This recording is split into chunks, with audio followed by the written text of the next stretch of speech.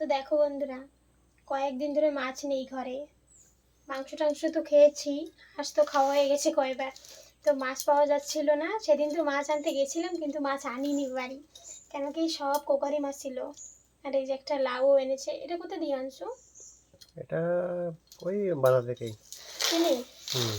কত নিছে ছোট্ট একটা লাউ? 50 টাকা। বাবা দেখো বন্ধুরা, লাউটার সাইজটা দেখো। 50 টাকা। এখন সবজির যা দাম, সবজি কিনে খাওয়ার কোনো মানে কায়দা নেই। সব বাগান বাগান দিয়ে টোকায় টোকায় খাওয়া হচ্ছে আমাদের। কচু কলা হিসেবে চলছে। আর মাছ দেখি কি কি মাছ আনলো। আবার দেখি সব লাল লাল কালার। দেখো কি সুন্দর সুন্দর মাছ, কালারফুল। দেখো সব একদম রেড। আজকে দেখি সব মাছ লাল। দেখো, সেদিন তো মাছ আনিনি ভাই, কোকারি মাছ বলে। কিন্তু কোকারি মাছ আমাদের ঘরে কেউই সেরকম পছন্দ করে না।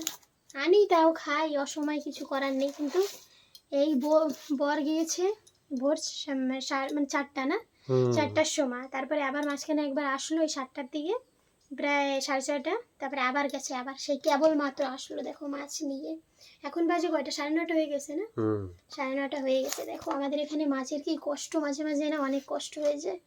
এই দেখো এখানে কত কিলো মাছ আছে?